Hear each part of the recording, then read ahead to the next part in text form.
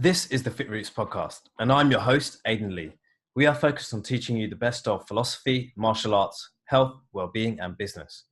Our mission is to build modern warriors who enhance their lives through continual physical and mental evolution, and then bestow that gift onto the next generation. Today, we've got Olafur Torfason joining us.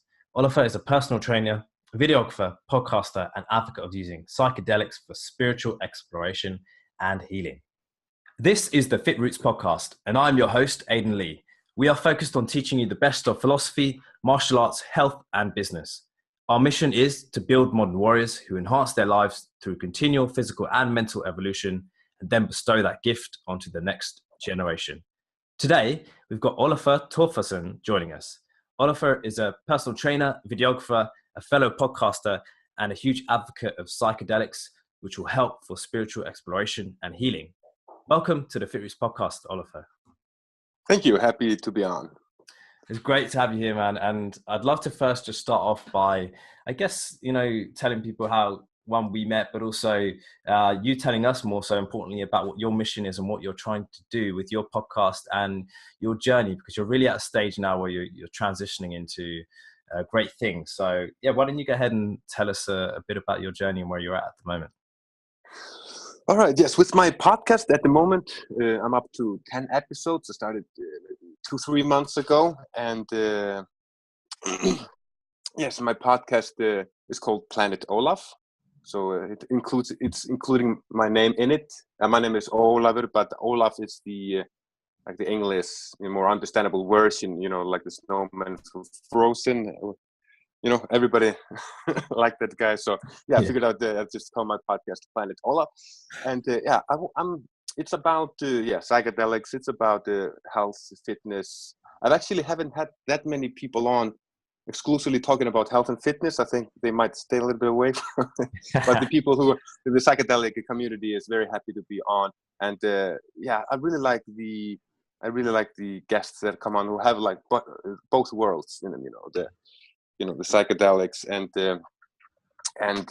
some exercise, some workout, people who just like to take care of themselves, mind, body, and spirit in general. It's not about the party psychedelic. Yeah. And my podcast is in the early stages. It's I had a name change recently. I used to call it the Stone Silverback. Mm-hmm. It's the if people, not Planet Olaf. No, it's I was just trying really hard to come up with a name, and I settled on for the first few episodes the Stone Silverback. The silverback is an indicator of like masculinity or strength. The big gorilla alpha male. Not in a sense like alpha as the modern toxic masculinity type of thing. I mean, I was balancing that out with a stoned in the title, but it originally comes from the stoned ape theory by Terence McKenna, and it talks about involvement with psychedelics in people's in human consciousness. Back in the day, it's when we evolved from the great apes, and I don't know, something happened back then. It's just a theory, and it's not like a serious theory, but. Looking into it, it's really, it makes a lot of sense in a really weird way.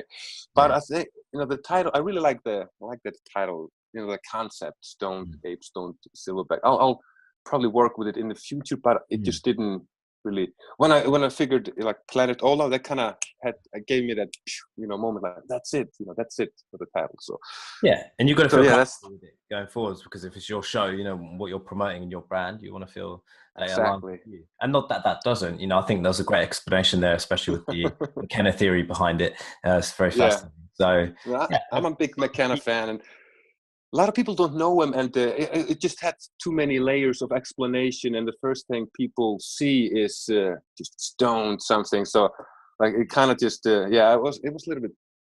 Yeah, it was a challenge to explain to people, and yeah, well, I can imagine. It's about health and fitness, and but you're stoned.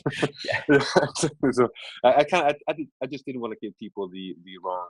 I want to give them a chance to like have a look at my stuff before. Like, okay, this is it. Yeah, and I get it. It's only 2 words, but people can make preconceptions based upon just that, and that could as you say, turn people off who may otherwise be interested. It's a hard one. Right. Just, in marketing, you're trying to find that fine balance between, what's right and what still sits with you, but also still what gets people's attention, because, if people aren't on the same wavelength, we need to meet them where they're at, or vice versa. So it's not that easy. But with that in mind, what we get the idea about what is it, Planet Olaf now is all about, but why? Tell us about your background and, why your background has led you to create this kind of content and this kind of vision for your path going forwards. Well, like a short story about myself, to explain where I'm coming from. It's like when I was a kid, I didn't do any sport at all. A lot of kids were doing sports, and when in the teenage they start hanging out with some friends and do their own things, and they drop out of sport unless they're really, really into it. That's when I started doing, I was doing martial arts. I started 13, 14 years old doing jiu-jitsu, not the Brazilian one, but more of a non-competitive self-defense type of jiu-jitsu. So yeah, because I was not much into the competition, so I really liked it for, it was choreographed and it was like some tips and tricks, and it was just like a good company. And but my interest really grew in martial arts at that time. And before that time, I used to stay inside and draw all the time. So I was always more of like this artistic, kid, drawing. And yeah, I didn't go out to play. And I live in Iceland, shitty weather, so staying inside and drawing. But I started exercising at the age of 14, and by the age of 18 or 19, I was doing like kung fu, tai chi as well, and I was planning on moving to Asia. I was planning on China originally, but then I ended up in Japan. It was either one of those two places. I never actually ended up in China, but I also did go to Thailand. So I was doing Kendo, Kyokushin karate in Japan, and I was doing Muay Thai in Thailand, and that was like a period of a few years. Oh wow! So that's I was not maybe drawn that much. So I was more into like, that's when it grew on me, all that physical exercise and also the competitive part, because I was competing in karate and Muay Thai, and that's like full contact. And I was never really planning on becoming a professional fighter or having it as a career, but it was like a test. I'd been doing martial arts for a few years, and I didn't have any fighting skills, so to speak. I had like I could get myself out of situation, but not like a fighting skill. Yeah. And I really wanted to catch up to that. And I haven't been doing a lot of martial arts recently in the last few years, but I'm always on my way back there. It's always a part of my mindset when I'm training. So after that, I got back home. It was like 10 years ago. And I went through like a rough time for a few years, just without any direction and not really knowing what I want to do, and always been into filmmaking and videographing. So I've been photoshopping and doing my some short films or some music videos or so, not professional productions, but just my things on the side. So that has always been a part of me as well. But maybe around 21, 22, I started getting really interested in reading up on psychedelics, nice. Plant medicine. And before that, as a kid, I was really into the paranormal, like a kid or a teenager. I was looking at the aliens and the ghosts, and I was watching X-Files and all those things. And around 20, when I was doing the martial arts, I started looking into the spiritual or religious cultures, and more of the Buddhist, Shintoist, and Taoist, the Asian, the Eastern philosophies and religions more than the Western, like Christianity or Islam. I was more into the exotic ones. So it's just one thing led to another, and I was like, I didn't really, I started drinking when I was 20. I was over 20 years old, and I was like a late bloomer, and so I was never really into like the drug culture or anything like that. But after getting into the psychedelics, I kind of, looking back, I knew like it was bound to happen. Eventually I was going to pick it up somewhere along the way. Do you think that's your curiosity that made you pick that up, or what is it? I think it's just the I'm really, really intrigued and interested in the unseen or the spiritual, or just that that moment or state where people talk about, the state of enlightenment, or psychic people when they pick up on something, or people might see, like, I don't know, UFOs, like those moments that are not normal.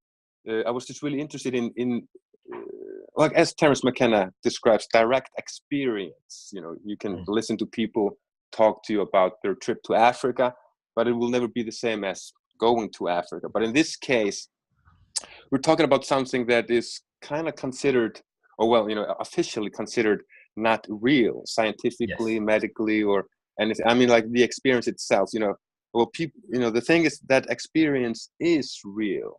It is real, whether it is, the unseen world unfolding, and whether that is real or not, that's another debate. But the experience itself is real. Yeah, you can't deny the experience. What it is, who knows? But you can't deny the experience. Yeah, right? exactly. Maybe you're not We're not there yet. Meeting the spirits or anything like that. Maybe not, but it sure damn feels like.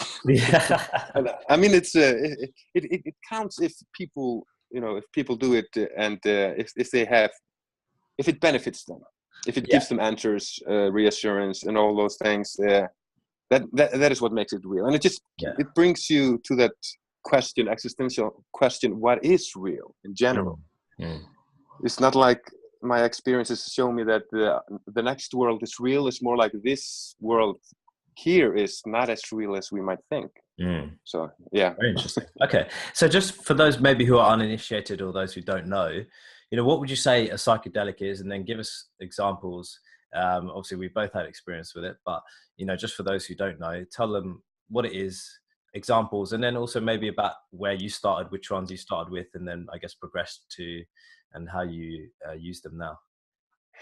Yes, well, psychedelics are most often plants or plant medicine, but not necessarily. You can also have psychedelic compounds, psychedelics, from toads. There's a toad. You don't lick the toad. There's a little disclaimer.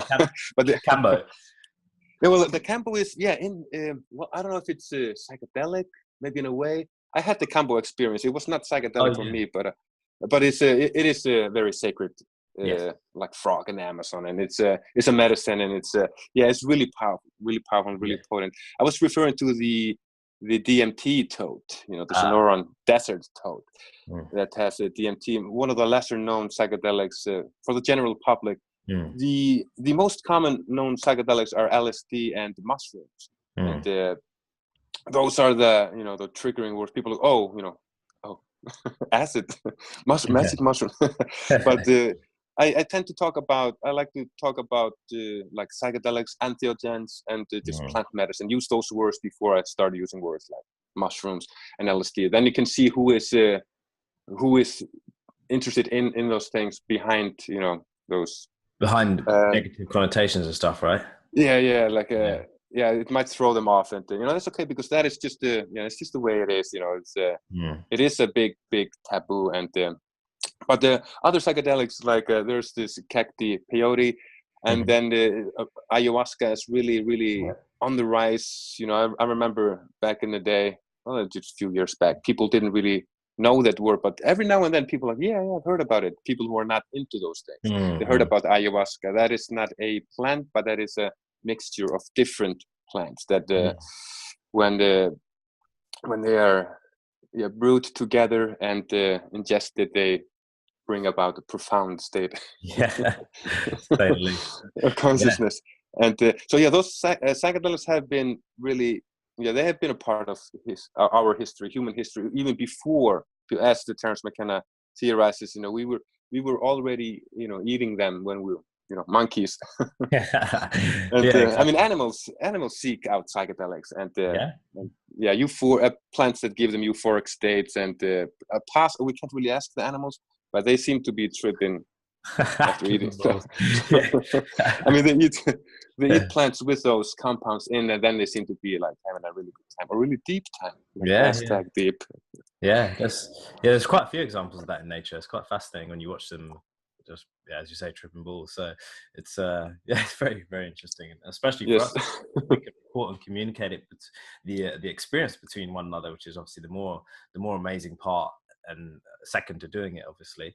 Now let's move on. So obviously you've got experience with it as I have, but I think this is the first time I've, like I said to you earlier, actually discussed psychedelics on this podcast, let alone my usage of them. But this is not really about me. So tell me, Olafur, what your experience is of them and how they have benefited you. Feel free to say which ones those are as well, and if different ones have benefited in different ways as well. They all share like a common thread, but in a way they also have their own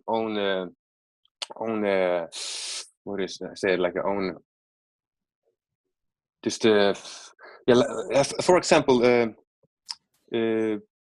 like ayahuasca is very nature based. Like it gives you like a connection with nature. The mushrooms as well, but like in higher doses, they can be pretty like cosmic. They can be very alien like, and while ayahuasca still tends to be very, very like nature, like mother nature connection, and rivers and trees. But if you have like a free base, or if you just take clean DMT, have those not an ayahuasca, just have the you mean DMT if you smoke itself. it? Yeah, when people smoke it, and it can become like really alien. I haven't really had that so-called DMT breakthrough, but my experiences with psychedelics are, some of them were pretty intense, some of them pretty like light. Yeah. But I've had the psilocybin, that is the mushrooms, both as a mushroom and as truffles. And I've had the DMT and the 5-MeO DMT, the ayahuasca. Yeah. Yes. And peyote and iboga. So yeah, I got a few under my belt. And but the peyote one was I didn't really. Well, it was a very interesting experience, but I don't think it took me really anywhere. It was more of a physical.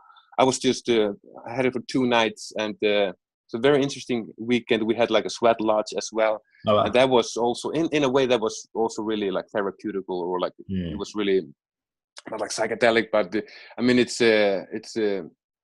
impacts your mind. It was part of the process. But I was just like really, really sick, and I was just throwing up a lot, and during peyote. Yes, during the peyote, and but the weekend after I had ayahuasca, and I had no nausea at all, and I just went really, really, really deep. So I felt like the peyote had cleared the path a little bit. I see. So let's take them one by one. So I guess let's start with I guess it depends how much you take, but let's start with the not conventionally as strong ones. So start with psilocybin mushrooms. Yeah, tell us a bit more about that and your experience with those.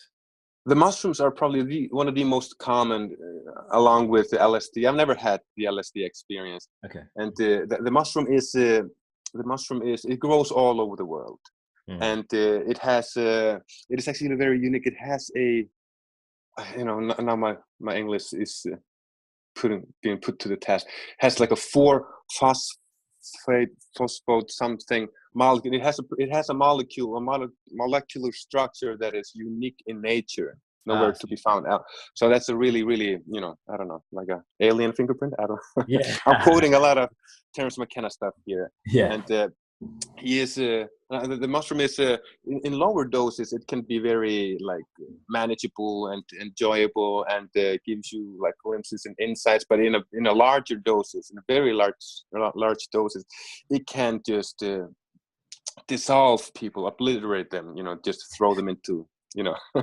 space of no ego, and so they're pretty powerful. So people should be very it's not a joke, even though careful. Yeah, exactly. Not a joke.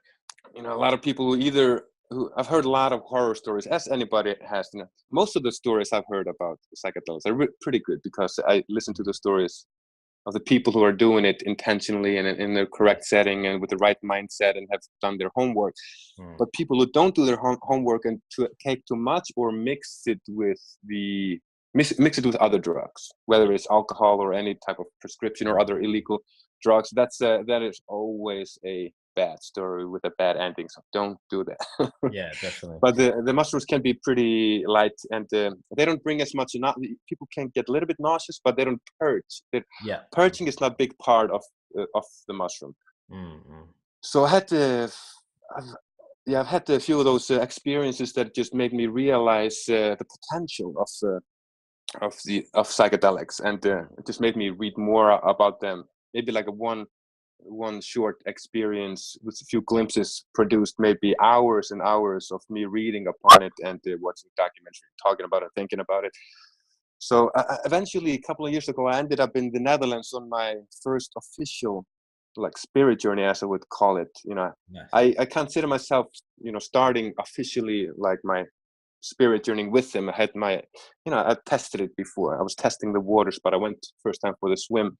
And then when I had at that point, I had my first ayahuasca weekend, and 2 weeks later, I had another ayahuasca weekend. And a week later, I had iboga, and after that weekend, I had 5-MeO DMT, and then I went back home. Like, Okay. Wow, that's a time a little frame, bit man. mind blown. Yeah. I think it was because it was my summer vacation. I had just 1 month, and I was just trying to cramp it all in there. Yeah, just take And, them all. I think like after the second ayahuasca weekend, I was kind of like, I could have gone home and just processed it. It was a little bit too much, but it's not like too much. It was not that bad. It was As long really, as you can deal with it. It's yeah. more dealing with the experience rather than at the time. So let's go through them one by one. So let's go with ayahuasca first. So just start off with a brief explanation of what it is, and then I guess your experience after that. Yes, ayahuasca, it's very unique. I say that every time with all of them. It's pretty unique, very special. It's very distinctive. The thing is about ayahuasca, it is a recipe of two plants, and it depends on what plant it is. One of them has to contain monoamine oxide Oxidase inhibitors. Right? Yeah, exactly. The MAO inhibitors that blocks those enzymes. So the other plant with the DMT can be digested. Otherwise, it just goes through your system. You can eat a lot of DMT and nothing will happen. But the enzyme blockers will actually, letting it into your system and make you, feel and experience the experience. The DMT molecule, we call it's a drug. I mean, it's a but it's actually, what kind of, it is a neurotransmitter. Actually, it is native to the body. Our own bodies produce it. So you're just taking in more at DMT. And so it's really weird. In a lot of places it's illegal, but everybody is illegal, I guess, because we have most mammals and plants have DMT. It's just some plants are considered like the teacher master plants by the shamans. They seek out the ones who have a lot of DMT in them. So that is I don't really know how old that recipe is. People talk about 2,000 years. I've heard about 10,000 years. Yeah. But have you heard of the story? I don't know the accuracy of it or not, but I believe from Graham Hancock, where he talks about how the shamans in Peru and in the Amazon originally found the coinciding plant, the MAOI inhibitor, whatever. How they did that supposedly was, they said that the spirits told them, because there's thousands, I think something crazy like 50,000 plus plant species in the Amazon. It's like, how the hell did they know which one would be the right inhibitor? Exactly, and also it's tricky to mix it together. So it is very common with those plants that they didn't really like find out by themselves. Like a lot of those stories are about the spirits visiting them and telling them, teaching them how to. Maybe some of them were like sidekicks, and they went to them, and told them, like, if you do this and that, everybody can, contact us and have that experience. Even with a Cambo frog, that was a shaman. The story tells about a shaman who drank ayahuasca because his people were sick and he needed answers and help. So the spirits, while on ayahuasca, they told him, like, see that frog over there, go and do this and that, and So it's so there's no, we can't really tell about, because they haven't been.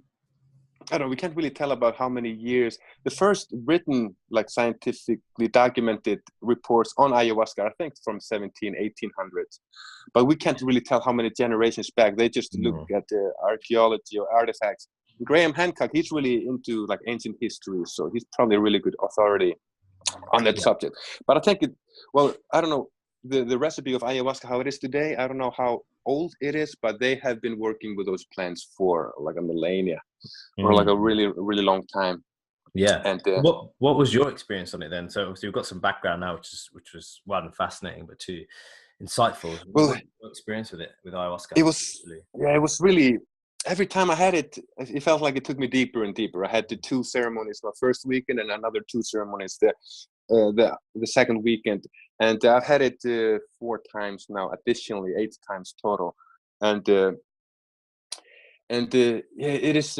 I don't really purge that much. I mean, people talk about throwing up, vomiting, and that happened, but not so much. I had nausea. Even sometimes I didn't have nausea at all. But people talk about purge. It's about. You want to explain what that is, by the way? Tell everyone what purging is.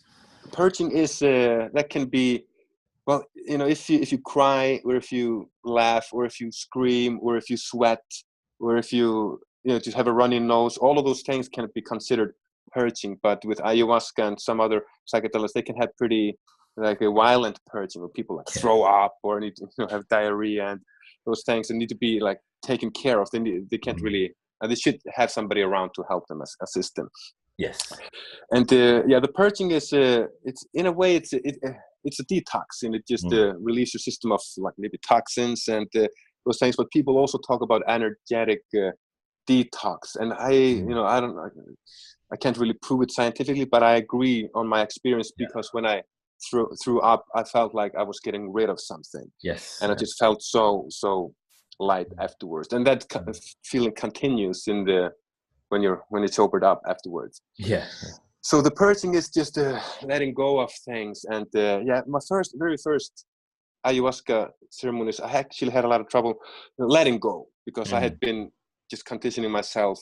And for example, the guides were helping the people to the bathroom. If somebody was rolling on the mattress, or somebody was having a hard time, I was just going to stand up and help the guides. But then I realized, no, I'm here for myself, and I need to have that experience. Now it's my chance, because it's and I went to the Netherlands. So we know, like it's illegal back here. I went to the Netherlands to have those experiences, just to make sure I wouldn't have any paranoia back in my mind, like, oh, I could get into trouble. That's exactly why I went there as well. Not exactly why, but I think there's something to be said about going on a physical journey to a different place, as well, and almost mentally preparing yourself for the actual ceremony, rather than just a couple of miles down the road to someone's house. I agree. Yeah, but it's a journey. It's very symbolic. One of the reasons why I was reading about it for years, it was probably 6 years I was studying ayahuasca before I finally did it. I thought to myself, like, I want to do it, but there came a point where I just felt I have to do it. I need to do it. But I was just also just delaying myself, thinking about Peru, going all the way to the Amazon, and it's more expensive, traveling, and it's more, and all of that. It's more of a challenge. But when I did it in the Netherlands, I was staying with like my host family. I got like an adopted family there, and people that I've just good people I met on couchsurfing, and I've been staying with them every year now for the last few years. Like really lovely people, like a family in the countryside. And the ceremonial place was very close, actually, across the river. I was going to go like a big roundabout through the town and trains. Was this when you went to On Maya or somewhere else? Yes, it was Maria Johanna, but she had the team of On Maya. Yes, it was in. I can't remember the difficult pronunciation of those Dutch towns, but they told me like that. The family told me just take the bike and take the boat over there. So what I ended up doing was going through a little bit of woodland, and also taking a boat across the river. And later that day, when I was having my ayahuasca experience, and I was thinking back, and I was like, I had that experience of all the foliage and all the trees around me, and going up the river. It's similar as they do in the Amazon, because I had to go deep into the jungle. So I had like a little mini, just like you were saying, like So doing a little bit of traveling around it is it adds to the experience. I would say so. Yeah, definitely. And what did you get from it then? So let's talk specifically more about. So we talked about purging, what's involved, what it is, how it works, combining the two plants together, and the story behind that. But yeah, what is your experience of ayahuasca and how it's benefited you? Well, after I got after I had those experiences, I was like really, really, really high on life. And even after I got back home, like for weeks and for like months, you know, it declined. It came back easily when I, you know, was focusing on it and, you know, putting music in my ears and just thinking back. But of course, you know, real life hits once you get back home. But what I, like my experiences, it was not very visual. You know, a lot of people, you know, maybe are in it for the visuals. You know, it's you know what we see in the movies, and I did not really experience, at least in my first sessions, a lot of visual. I mean, a little bit of blurred vision, a very vivid imagination, very vivid thoughts, but it was mostly emotional, and it was just a lot of purging through nausea. And actually, in the first four ayahuasca experiences, the fourth one I finally threw up only once, and it felt really good. Up until then, it had just been nausea, and like a lot of crying actually relieved me of the nausea. Right. And so I was just, it felt like it felt good, but it felt good because because it felt bad. You know, it was just a lot of, I don't know, pain, grief, and just repressed feelings just coming out. The last time I had ayahuasca, it was just like, then I had a lot of visuals and not much of, it was not digging deep down into any, yeah, I felt like I was just having like a really good euphoric, ecstatic experience. And just, it was just really nice, kind of being just, you know, just feeling the love. All of my experiences up until that had just been about like letting go of pain. And the ceremony number 7 was actually a mixture of those both. So like letting go of all the pain, but I could feel like the good coming in as well. Good. So it's I don't know, it's hard to explain. You know, it's really, you know, it's as with all, you know, you can't really put it because it's really personal. It's you know, it's my memories, my feelings, and but yeah, what it did for me in my memories, in my just emotional state. I mean, like my life has been, you know, it's not a miracle cure. It just gives you insights, it gives you answers, it gives you clues, it gives you tools to work with. And if you don't work with them, you're just gonna get back into your old habits, which I did actually. And I went back to the Netherlands last year, and I went back this year as well. And so yeah, it's you have to cooperate with those. I mean, you have to kind of like sit down and listen while you're having the experience, but then you have to, you know, you let them do the work, but then you know, then you do the work afterwards. And yeah, you have to do it on both ends. And I think the guide I went with, I had last time for the ceremony we did a private ceremony on the second time. I think I was telling you when I came on your podcast recently. Yes. But the story was, she said it very well. I don't know if you met her, Marika, lovely lady. Yes. Oh, you did? Oh, she's brilliant. Yeah, I met her. Yeah, last year. Yeah. She's really good. lovely. Oh, there you go. Because she was never there on the first time I went, but this time on the private one, she was our guide.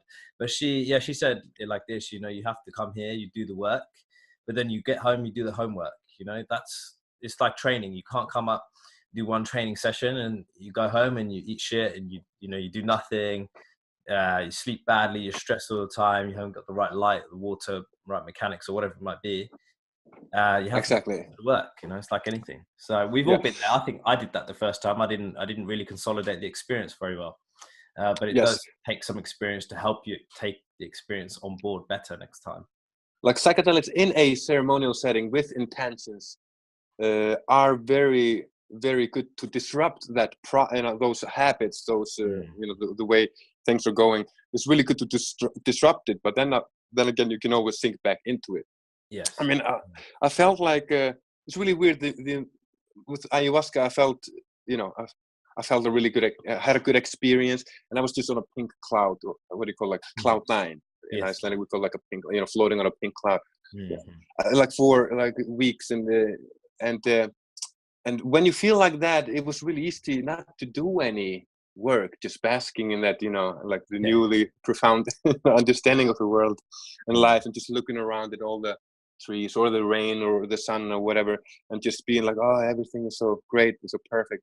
But recently, when I've had my ayahuasca experience, I feel like I'm more just back to normal, like bam, just, you know, daily, everyday life, you know, just I'm not really lost in the beauty of everything. But on the other hand, I feel I'm more integrated, or I mean, I feel like I'm more it's just I still hang better on to those I mean, it's like I'm implementing it, you know, Yeah, and faster, better, and yeah. it seems like you're actually have more integrity with the state that you're in whilst you're under ayahuasca, and then now the state that you're in reality. And I guess if the two are close together, your ideal state or thoughts or ideas that come to you during the ayahuasca ceremony and in real life are more coinciding now. So I think there are maybe a bit more alignment. I haven't done it as many times as you, but I think there's something to be said about, you know, when you do go back to it, you almost know what you have to work on, how you have to improve as a person, and, you know, what you can do to make your life and other people's lives better, and thus society. But as you say, it's the habits, it's the homework, Yes. it's all the stuff sometimes we don't want to do, which sometimes things like ayahuasca helps us to see and realize that can and should be done, but in a way that will actually do the work. Because you and I both know habit change is one of the hardest things, right? Right. Yeah. Trying Yeah. it by myself, but I know some people in like I got friends in the Netherlands, and they kind of, you know, they like ayahuasca, done it 2 times, but like at the moment they're like, no, it just keeps telling me the same things, and I'm like, what is it telling you? I need to change this, and I didn't need to do that, and I need to take better care of myself. And I asked, are you? Like, no. So Yeah, of there you course go. it's telling them that, you know, because once they do that, they would like to do ayahuasca again or something Yeah, like that. exactly. It's funny. Yeah, that's a great anecdote, because what's the point going back and back if you're not, you know, over and over doing ceremonies if you're not actually improving?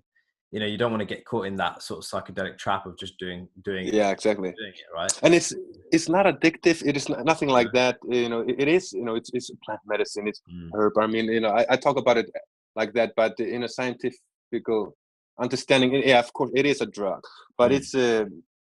it's a different drug than what we're used to, and it's not addictive. But the thing is, people can get really like dependent on experiences. For Yes. example, you know, being really dependent on having that psychedelic experience. And I did notice a little bit in my last few sessions that you know, those moments of the pain coming out, I felt like if I'm not, you know, feeling that, I feel like I'm not really hitting the spot, or, Mm. you know, I'm not really, you know, getting out of it what I wanted. I mean, I felt like I was a little bit addicted to, and not addicted, but yeah, dependent, addicted, whatever you want to call it, to, Yeah. you know, not like to having the experience constantly. I went on for months until I got back, but once I was having Mm. it again, I felt like I feel like I should be having more pain coming out. Where's Yeah. that? You know, I like that part of it, but Yeah. then and then I realized that just, you know, just to drop the expectations, just let it Mm. do its thing. And then I was just yeah, I felt like almost overwhelmed by that bliss. And then I just figured, you know, all of that, you know, the shit that needed to be cleaned out is Yes. gone. So now I can just, you know, bask in that I don't know, like divine ecstasy, so to speak. Yeah. I did feel like there were, you know, there are always things that can be, you know, cleaned Mm. out, but at that moment it was more like a, you know, just, you know, have a good ride, Yeah. enjoy Enjoy the yourself. ride. Yeah. It sounded like, yeah, you're just enjoying the journey more, because I think that, as you say, when you put those kind of expectations on it, you know, I want to get this from it, you don't know what it's going to give you. You can't sit there and predict. Similarly, it's like in training, you know, there are certain groups of people, I forget it, I will name them, you know, certain types of training like boot camp and CrossFit or whatever, where if they don't feel like they're going to collapse after the session, they don't feel like they've put in the work. And it's not, Right. Yeah. not that's not what it's about. You know, health and well-being is much broader than that. Yes, it doesn't mean Yeah. you Yeah. don't work hard, but it doesn't mean you have to go through all of that unnecessary pain. There are ways to do it a bit more efficiently and not hurt yourself or damage yourself in the process. So Yeah, similarly, exactly. And you can have those trainings every once in a while to test how far you can take it. But if you mm, do it every, it's just going to, yeah, it's not going, you're not going to recover training like that all of the time. yeah, exactly. And it's not a long-term strategy, you know. I guess if you're looking, you know, if anything, psychedelics, right, are for long-term improvement, mentally, psychologically, socially, emotionally, intellectually even, and therefore then physically too. Yes, they are really on the rise today. And because of the internet, we have free flow of information. It's not always what we hear on the news or Mm. what, you know, like what they want us to hear. And, and yeah, it's just yeah, free flow of information, and people can do their research and also connect, you know, people connecting. And Yeah, also, like we you are. know, yeah, like with having ceremonies in the Netherlands, and like if it wouldn't be for the internet, I don't know if I would have ever found out about them, or ayahuasca Mm. Mm. Yeah, you're right. at all. And on a similar note, then you said you've done 5-MeO DMT, right?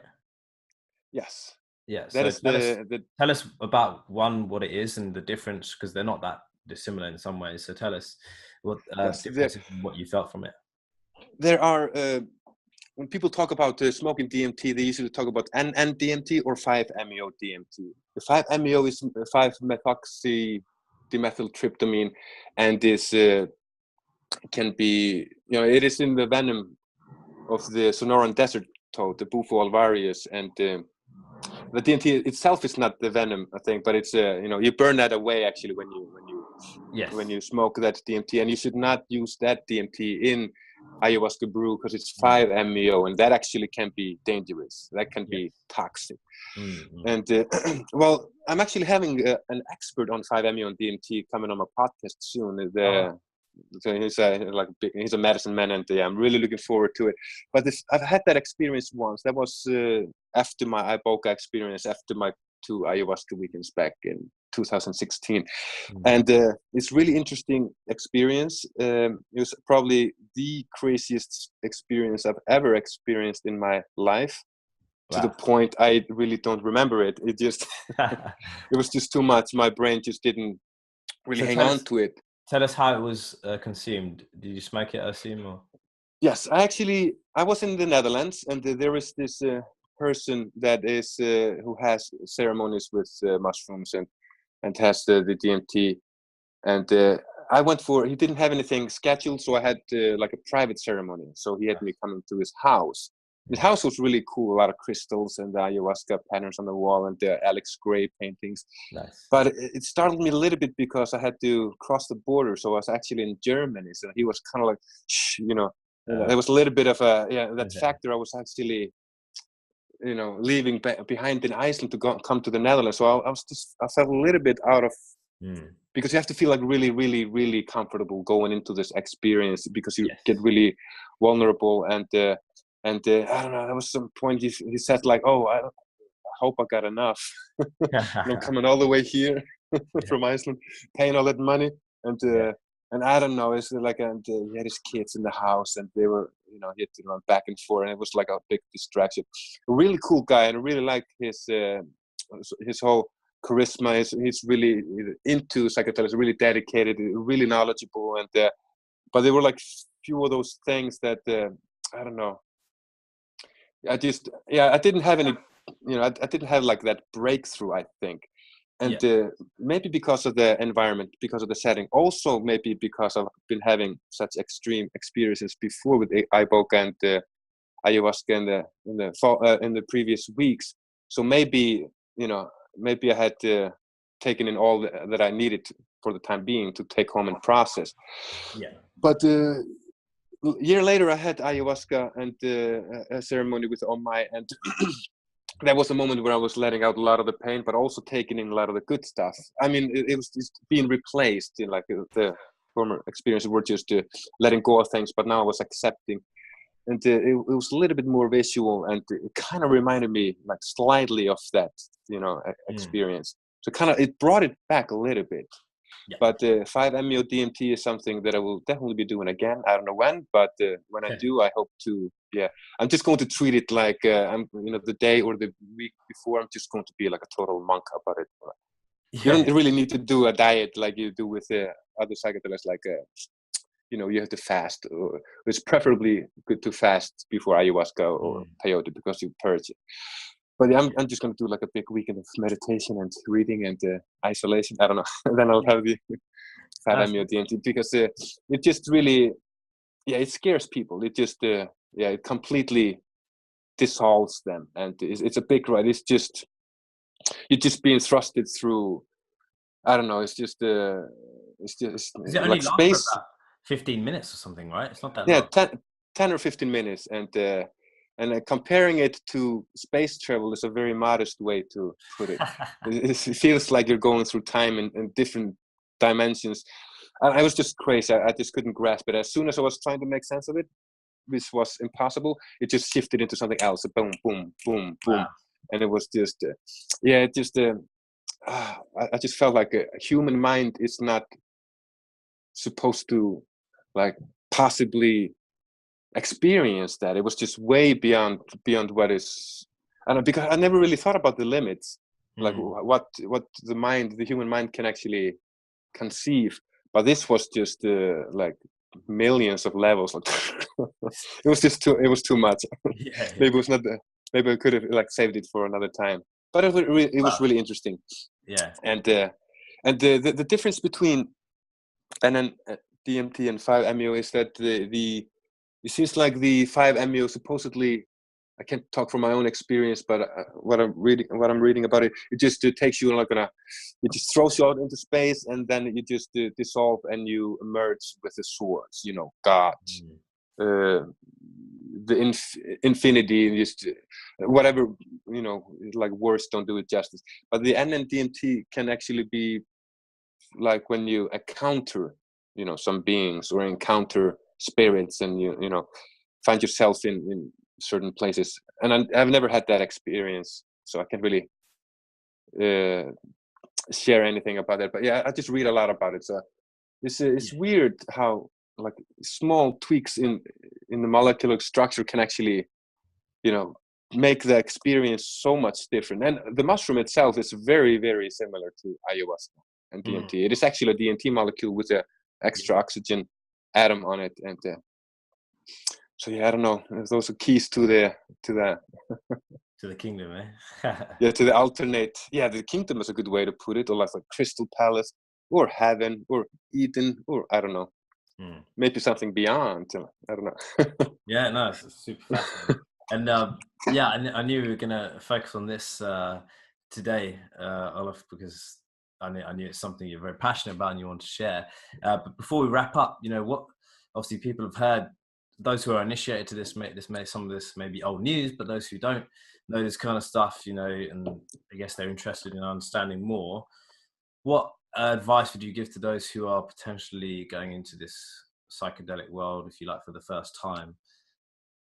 Well, there are plenty of advices, and I would love to share all of them, because I can go on and on talking about those things. But number one thing is just do your homework. It's all about doing the homework. I feel so, based on my own experience, the more I read about it, well, you have to be careful with all the expectations. You read about all kinds of interesting things. It's like, oh, I want to experience this and that.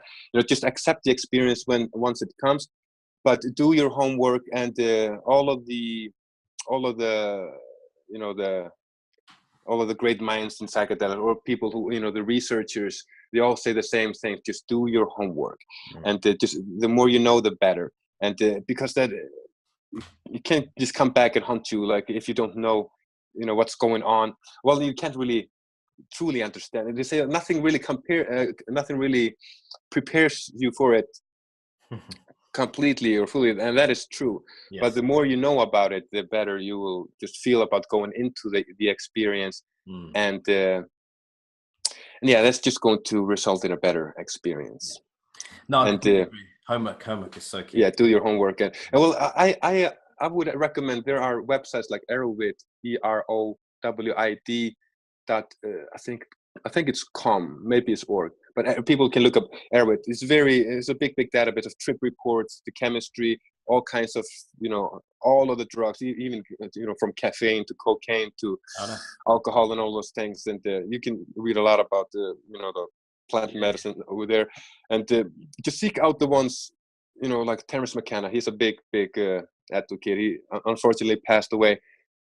But he talks a lot of, he knows a lot about it. And even, like Alan Watts, he's not a big, he touched on psychedelics, but the things he talks about, just life, death, existence, just find somebody that is, resonates with you and you're comfortable with. And just do your research, do your homework. That is the number one, I would say. Yeah, definitely. Yeah, and I just checked that website, most important. By the way. It is Erowid, EROWID.org. It's erowid.org. Okay, yeah. But yeah, just checked it, so I'll check that out. It's a great source for all kinds of information and links to another websites and all of that. Yeah, I've not heard any of it before, so I'll check it myself. Any other tips before we wrap up, Olaf? Any other tips? Well, regarding psychedelics, or? But yeah, for beginners especially. Well, yeah, it's and then that being said, do your homework, and saying it's powerful, it's potent, and all that.